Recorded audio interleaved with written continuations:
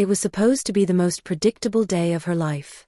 Rachel Thompson stood in front of the mirror in her bridal suite on the top floor of the Madison Grand Hotel in Manhattan. Her dress was sleek, elegant, satin white, with lace-trimmed sleeves and a modest neckline that matched the nature of the marriage, clean, planned, and devoid of fireworks. Outside the window, the October skyline of New York looked like it had been pulled from a magazine. Below, her guests were already gathering in the courtyard for the ceremony. Everything was running on schedule, just the way Matthew liked it. She touched her stomach unconsciously. 8 weeks along. The baby wasn't Matthew's. Not genetically, at least. Rachel had undergone IVF 3 months ago using a donor's sperm. Matthew had insisted on it, citing his family's long history of Huntington's disease. It was a logical, safe decision. One more checkbox in the structured life they were building together. Are you ready? Matthew's voice came from the doorway. Always crisp. Always on time. Rachel turned. He looked like he belonged in a political ad, dark blue suit, perfect posture, a smile that was more presentation than emotion. As ready as I'll ever be, she replied with a half-hearted grin. They walked down together. It wasn't traditional, but nothing about their relationship was. Love was never the foundation, just mutual benefit. Stability. Partnership. Respect. Still, as she stepped into the courtyard, something gnawed at her chest. Doubt? Fear? Or maybe, an ache for something more. The ceremony began. The officiant started his practiced monologue. Guests smiled politely. Cameras clicked. And then, the sound of tears crashing broke the quay. Everyone turned as a convoy of black SUVs roared to a stop outside the gates. The doors flew open. Men in dark suits and earpieces stormed the courtyard. Some of the guests screamed. Others froze. From the middle SUV emerged a tall man in a dark charcoal suit. No tie. Black shirt, open at the collar. His presence sucked the air from the space. His face was sharp, Mediterranean features, shadowed by stubble. Eyes like winter steel. Calm, commanding, dangereux. He walked straight down the aisle, ignoring the chaos erupting around him.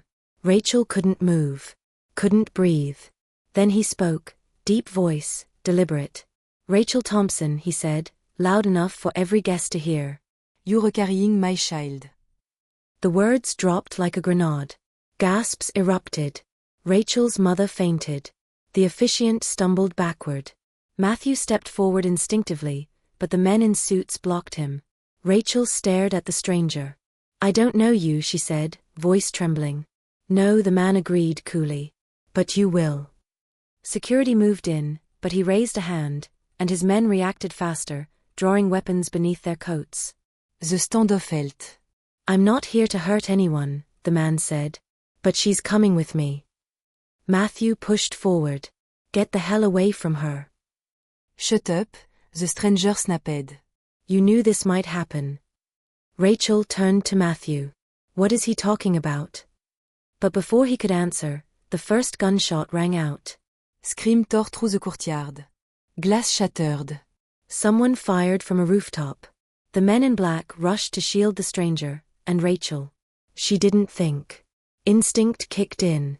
The stranger grabbed her wrist. Run. She did.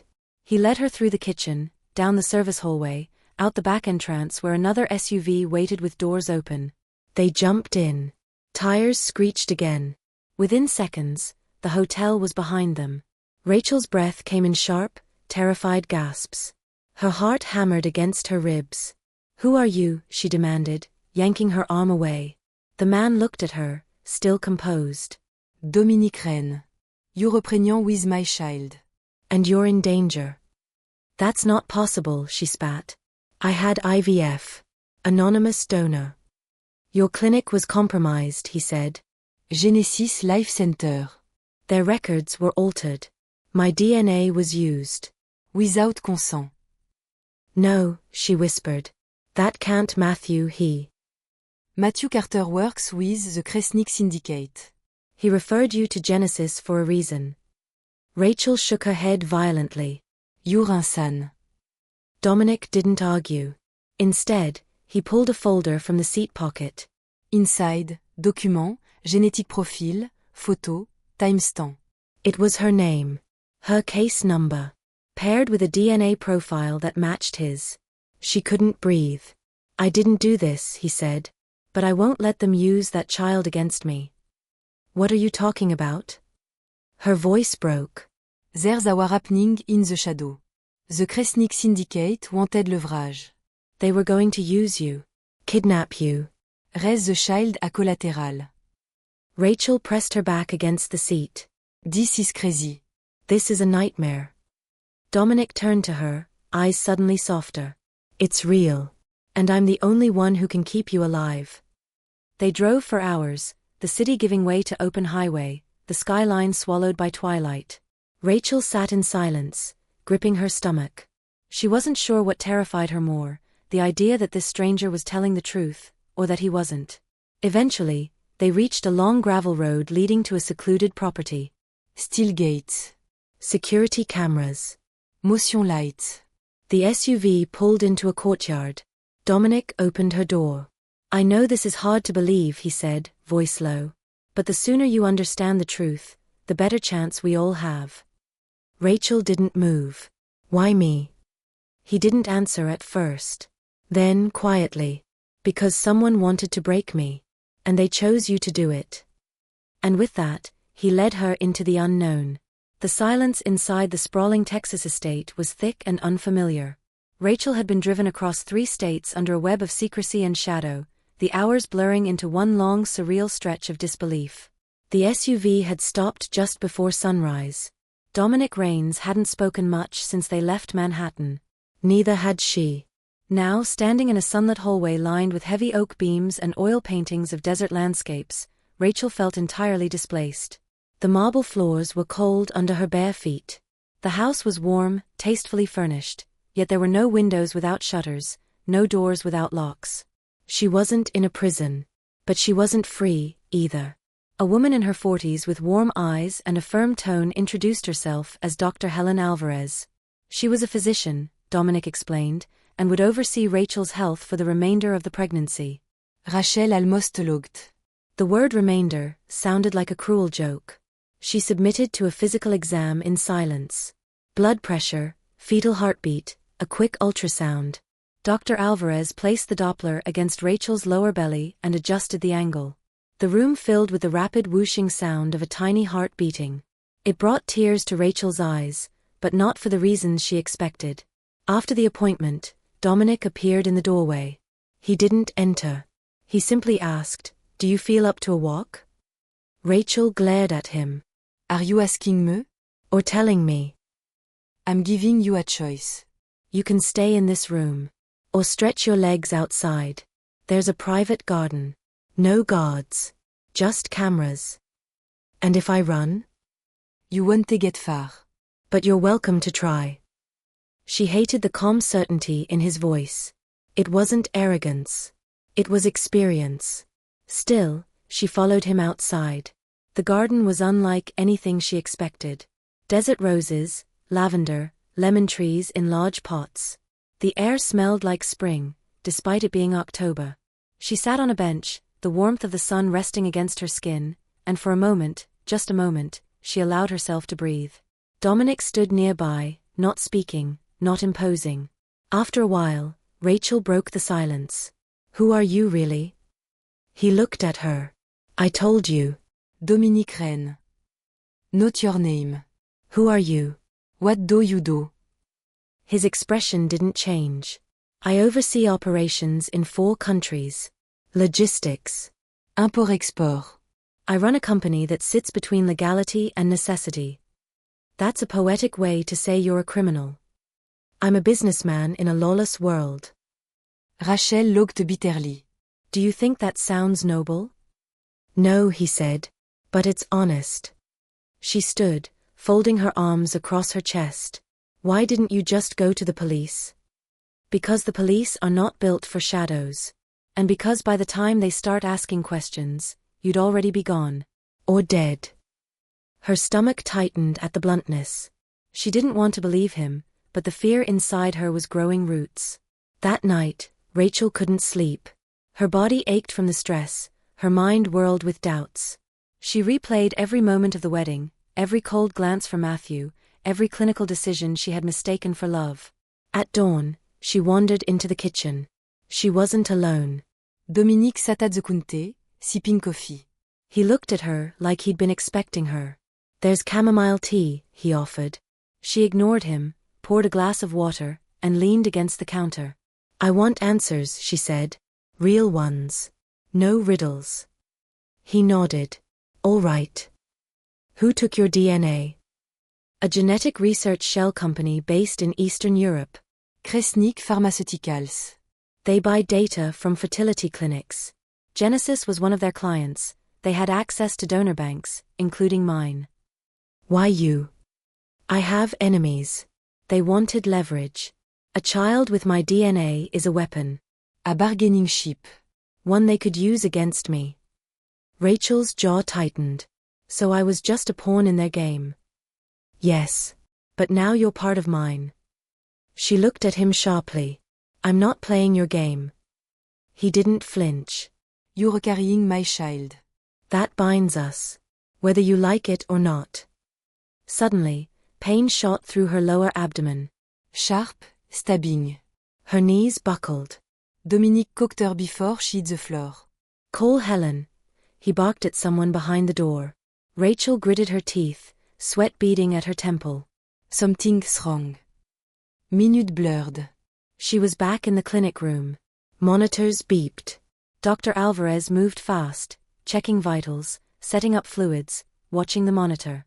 Rachel held her breath as the wand moved across her belly. Silence. Then, a heartbeat. Still strong. Still fast. She burst into tears, sobs racking her chest. "You had a uterine spasm," Dr. Alvarez explained gently. "Not a miscarriage. But it's a warning. Your body is under extreme stress. You need rest. Absolute rest." Rachel barely heard her. She was staring at the screen. At the fluttering shape of a life she didn't ask for, but had already started to love. Later, Dominic returned. His suit jacket was gone. Sleeves rolled up. He looked human. He didn't speak, just sat beside her. "You didn't seem worried," she said after a while. "I was terrified," he said quietly. She turned to him. "Then why didn't you show it?" "Because you were already scared enough for both of us." A strange silence settled between them. Not hostile. Not warm. Something in between. That night, Rachel did something she hadn't done in years. She journaled. And then she did something else. She searched the estate's library and found a psychology book. Then another. And another. The next morning, she asked Dr. Alvarez if she knew a psychiatrist she could trust. "Why?" the doctor asked. Rachel's answer was simple. "I need to know if what I'm feeling is real, or just survival." Alvarez paused, then nodded. Ino Someon. Chiellel comme tomorrow. Rachel looked out the window at the high Texas sky. Somewhere between fear and fury, grief and awakening, she was beginning to ask a question she never imagined she'd face. Was she starting to trust Dominic Raines? Or was she just falling victim to something far more dangerous? The therapist arrived the next morning. Her name was Dr. Sandra Levin, mid-50s, sharp eyes behind soft-rimmed glasses, the kind of presence that could disarm or dismantle with a single word. She wore gray slacks, a turtleneck, and carried no clipboard, only a steady calm. Rachel sat across from her in the drawing room, the sun falling through the blinds in slanted lines across the wooden floor. Dr. Levin didn't ask many questions. Instead, she listened. Rachel talked. About Matthew. About the IVF.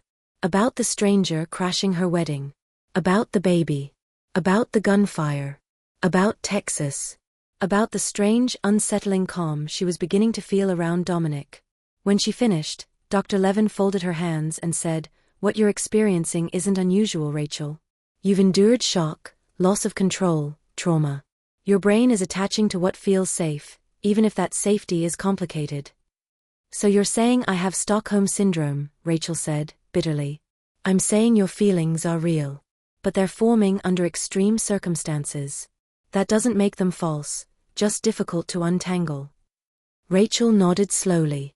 She appreciated the honesty, even if it didn't give her closure. But something shifted that day. She began to watch Dominic differently, not with fear, but with caution layered in curiosity. One evening, a week later, she found him in the stables, brushing down a chestnut mare. His movements were deliberate, gentle, unexpectedly peaceful. "You ride?" she asked. He looked up. "Not lately." She approached slowly, the mare snorting but remaining calm. "You don't seem like the kind of man who lets his guard down," she said. "I don't." "Then why are you here, alone without security, with your back turned?"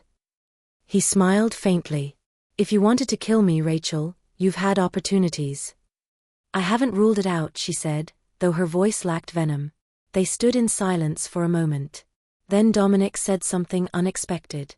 "I used to dream about a family. Not this way. Not like this.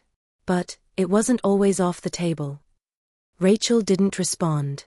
She wasn't sure she could. That night, unable to sleep, she walked through the house until she found the room Dominic used as an office. The door was slightly open. She knocked once, then entered. "I want to talk to Matthew," she said. Dominic looked up from his desk. "Why?" "Closure. Truth. Whatever's left of it. He's dangerous." "I'm not asking for permission. Just a phone." Dominic studied her, then nodded. The call was arranged through a secure line. Within an hour, Matthew was patched through. His voice was tight, rehearsed, polished. "Rachel," he said. "Are you okay?" She sat in Dominic's office, the line on speaker, Dominic present but silent. "I'm fine," she said. "Just wanted to hear your voice. I've been so worried. The news said the wedding was attacked. I thought you were kidnapped," she said. "Or taken by someone you knew was coming?" Silence. Rachel continued, voice steady. "Dominic says you were involved. That you sent me to Genesis knowing it wasn't safe." "Rachel, don't do this," Matthew said. You're confused. "He's manipulating you." "Am I?" she asked. "Because I've had time to think. And nothing makes sense unless you're part of it." Matthew paused. "I did what I had to do." There it was. The crack in the mask. "Care to elaborate?" she said. You wanted a child. "I helped you get one. What happened after that wasn't supposed to touch you." You were never the target. "You're saying you knew," she whispered. "About the DNA swap. About the Kresnik connection." "I knew they were monitoring the donor pool," he admitted. "And I knew they were interested in someone like Rains. He's a ghost. Dangereux. But if they had something on him, a child, a weakness, it could shift everything. Trade deals. Security. Political leverage." "You used me," she said. "You used our marriage, our life." "There was no life, Rachel," he snapped. "We were convenient. Comfortable. Don't pretend it was more than that." Her breath caught in her throat. "You sold me," she said. "I protected you," he countered. "They wanted leverage. I gave them a name. I didn't think they'd try to hurt you. That wasn't the plan." She stood, trembling. Dominic ended the call.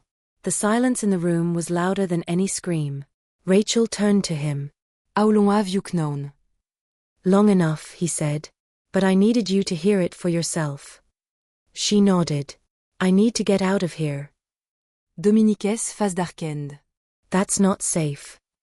"I don't care." "You should." But she was already leaving the room. That night, she packed a small bag. No plan. Just instinct. But as she stepped into the hallway, a soft voice behind her said, "Going somewhere?" It wasn't Dominic. It was a woman, tall, blonde, dressed like a nurse. Rachel recognized her vaguely. One of the staff. Juste une idée d'air, Rachel Lid. The woman smiled too sweetly. "Of course." Mindy fi joint you. Something in her tone sent a chill down Rachel's spine. They walked toward the veranda. Rachel slowed her pace. The woman stayed close. Then Rachel saw it. The slight bulge under her jacket. The glint of metal. A gun. She turned abruptly, heart pounding. "Who are you?" The woman's smile vanished. You should have stayed in Manhattan. Rachel ran. The woman lunged. They struggled on the ground, the gun knocked loose. Rachel reached for it, fingers shaking, vision blurring. À shot rang out. Silence. Rachel lay on the ground, the gun still smoking in her hand. The woman slumped beside her, unmoving. Footsteps. Dominique. 2 of his men. Rachel looked up, her hands covered in blood, her breath ragged. I didn't mean to, she whispered. She was going to kill me. Dominic knelt beside her, gently taking the gun. You had no choice. He killed Someone. She was an assassin.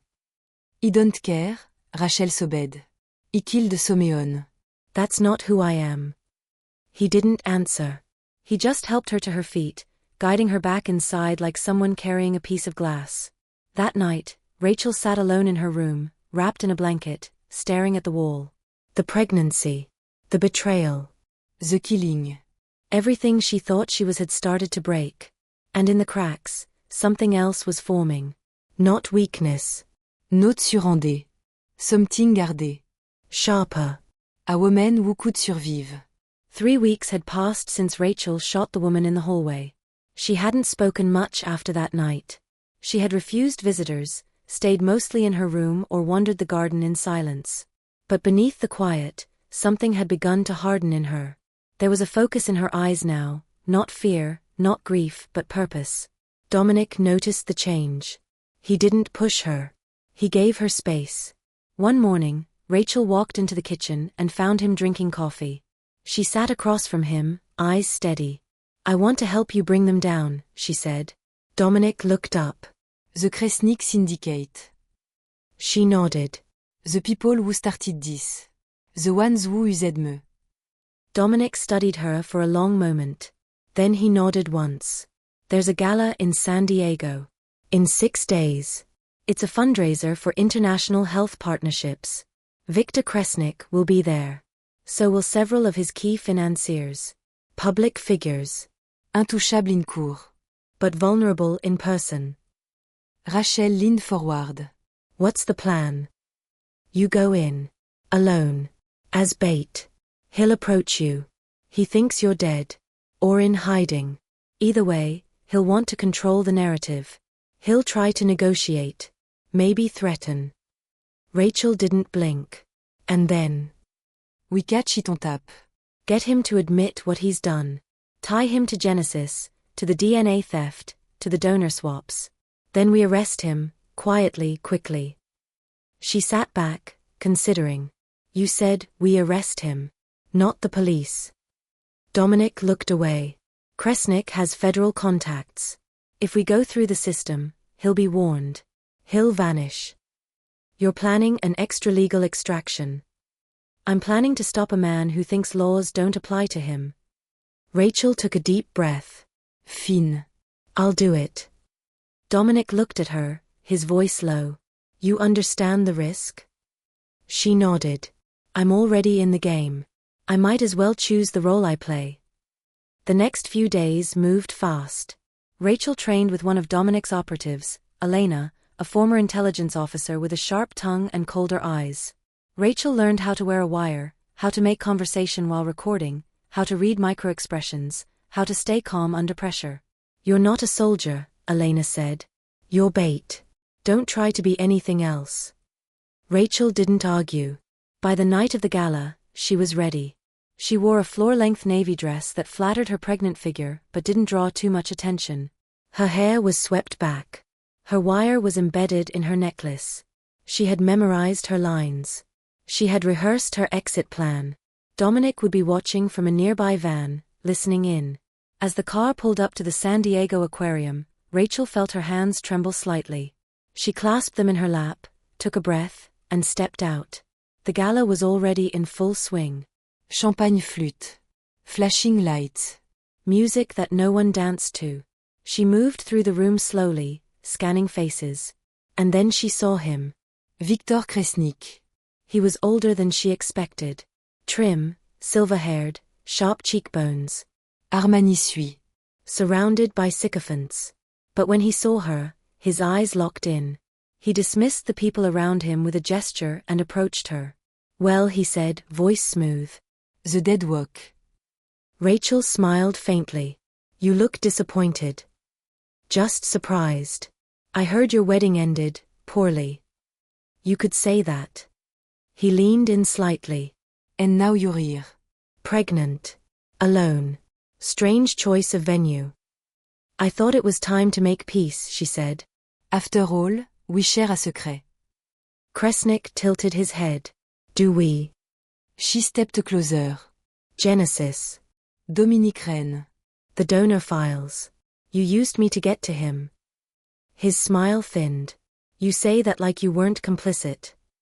Rachel looked softly. You gave me no choice. "There's always a choice," he said. You made yours the moment you accepted the treatment. "I didn't know the truth." And now you do. "What exactly do you want?" Rachel paused. "Protection. From Dominic. From all of you. I want out." You want safety. For me and the baby. Kresnik studied her for a moment. "You're smarter than I thought," he said. And far more valuable alive than dead. He gestured toward the private exhibit hall. Shall we talk somewhere more quiet? Rachel hesitated, then nodded. She led him to the back, where hidden cameras recorded everything. Her necklace wire transmitted every word. Inside the hall, surrounded by the glow of aquarium tanks, Kresnik turned to her. "You want immunity," he said. "I want a new life," she replied. "Far away from all of this." "I can give you that," he said. "But I need something first. Something from Rains." "What?" "The ledger." The black book. "He has files, trade routes, shell companies, contracts. Give me that, and I'll make you vanish." Rachel froze. "I don't have access to that," she said. "Then get it," he replied. "You're closer to him than anyone." I trust you now. "Use that." She didn't answer. "Or," he added, "I can make sure that child never sees the outside of a hospital." Rachel stepped back. "Was that a threat?" she asked. "No," he said smoothly. "It was an opportunity." In her earpiece, Dominic's voice crackled. That is enough. "Get out. Now." Rachel turned, her heart pounding. "I need air." Kresnik reached for her arm. "We're not done." A second later, the lights in the room changed. Harsh white floodlights replaced the soft blue glow. A team of men in black suits appeared at every exit. Kresnik froze. Dominic entered the room, flanked by two of his men. "It's over, Victor," he said. Kresnik sneered. "You think this matters? I have people in higher places than you can reach." Dominic smiled coldly. "Then you should have stayed there." Rachel stepped back, watching as the men restrained Kresnik. He didn't struggle. He didn't shout. He just looked at her with a flicker of something unreadable. "I underestimated you," he said. "No," Rachel replied. "You underestimated what happens when you push someone too far." They escorted him out. Rachel stood in the empty exhibit hall, her heart racing, her knees weak.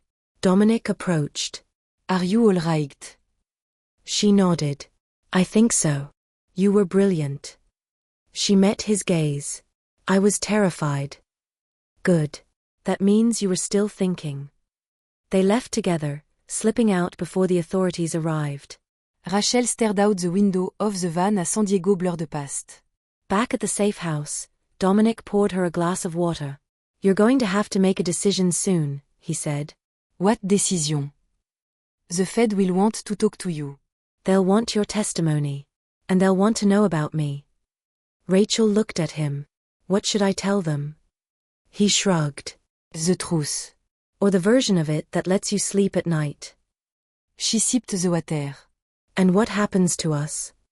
He didn't answer. Because neither of them knew. The interrogation room was colder than she expected. Rachel sat across from a Department of Justice agent named Karen Mitchell, a sharp-featured woman with a calm, clipped voice and a reputation for cutting through lies like paper. A small recorder sat between them. The room had no windows. Rachel folded her hands over her stomach, now 36 weeks along. Her baby boy was restless that morning. She could feel him rolling under her ribs. Miss Thompson, Agent Mitchell began, we have enough evidence to charge Victor Kresnik with conspiracy, unlawful genetic tampering, trafficking, and attempted extortion. Most of that evidence came from you. Rachel nodded. But now we need to talk about Dominic Raines. Rachel looked at her evenly. What about him? You know who he is. What he's done. What he runs. Et saved my life. He also circumvented federal jurisdiction, coordinated a private extraction, and has an entire empire built on legally gray industries. He doesn't get to walk away just because he helped you. Rachel exhaled slowly. What do you want from me? Your testimony, Agent Mitchell said. His business records. His offshore accounts. Anything that can put pressure on him to surrender. If you cooperate, you'll be protected. So will your child. Rachel looked down at her hands. Her fingernails were still painted the soft coral color Dominic had complimented a week ago. He had kissed her fingers after dinner, then rested his palm over her belly, listening to the heartbeat. She could still feel the warmth. May I have some time to consider? She asked. You have 48 hours, Mitchell said. Then we move forward, with or without you. Rachel left the federal office with a new heaviness pressing against her chest. Back at the San Francisco townhouse Dominic had quietly purchased in her name, she found him in the kitchen making tea. It was a strange domesticity that neither of them had fully grown into.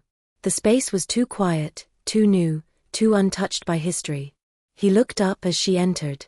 How did it go? He asked. They want me to testify against you, she said bluntly. He nodded, unsurprised. And will you? I don't know. He turned off the stove and poured 2 cups. I told you from the start, he said, I never expected forgiveness. Or amnesty. You gave them Kresnik, she said. That should count for something. It won't. She took the cup, wrapping her hands around the warmth. They said I'd be protected. The baby too. He leaned against the counter. And you de be alone. Would that be so bad? She asked, more to herself than to him. He didn't answer. That night, she couldn't sleep. She lay awake in the guest room, they hadn't shared a bed since returning from San Diego, and stared at the ceiling. The baby kicked. She whispered to him under her breath, nonsense syllables and soft apologies. She didn't know what kind of world she was bringing him into. But she wanted it to be hers. Her decision. Her future. The next morning, Rachel asked Dominic to meet her at the pier, the quiet stretch of marina where the city met the sea. He arrived wearing his usual dark coat, collar turned against the breeze. She handed him a small envelope. He opened it. Inside was a list. Names, accounts, locations. It was everything. This is what they want, she said. The price for peace. He looked at her. You're giving me up. No, she said. I'm giving you the choice. You can run. Hide. Burn it all down. Or, you can walk away from it. And do what? Be free, she said. Build something clean. For us. For him. Dominic stared at the list for a long time. Then he folded it and placed it in his coat. I'll think about it. I need more than that, she said. He looked at her. You want me to be someone else. I want you to be someone who lives. A week passed. Rachel sat in the delivery room alone when labor started. There was no drama. No emergency. Just the slow, unbearable pain that came in waves, followed by the surreal blur of nurses, monitors, and a doctor named Leah who held her hand and coached her through the final push. At 2:47 a.m., her son entered the world. He was quiet at first, then let out a high, determined cry. Rachel held him against her chest, tears streaming silently down her cheeks. She named him Caleb. The next morning, Dominic walked into the hospital room. He wore no suit, no armor. Just jeans, a gray shirt, and exhaustion in his eyes. She looked up at him, and for a long time, they didn't speak. Finally, she asked, "What did you choose?" "I gave them everything," he said. "I signed immunity agreements. Transferred ownership of all offshore assets. Liquidated the gray zones. I'm done." She looked at him carefully. What changed your mind? I saw the future, he said. He had your eyes. And I realized I wanted to be part of it. She let him hold Caleb. The man who once ran a global syndicate now cradled a 6-pound infant like porcelain. 2 weeks later, they left the hospital and moved into a modest house outside Napa Valley. Rachel reopened a veterinary clinic. Dominic found work as a private consultant, legal, quiet, anonymous. Their life was small, uneventful, honest. Not perfect, but theirs. One evening, as the sun dipped low behind the hills, Rachel sat on the porch with Caleb sleeping in her arms. Dominic joined her, settling into the chair beside hers. They watched the sky fade into gold and violet. Rachel turned to him. I don't know how we got here, she said. Does it matter? He replied. I guess not. She looked down at their son, who twitched in his sleep, dreaming of a world he hadn't yet met. I used to think love came with certainty, she whispered. But now I think, maybe it comes with choice. Dominic didn't respond. He just reached out and gently took her free hand. They sat like that in silence as the day ended, not with a bang, not with a twist, but with the soft, steady rhythm of a new beginning.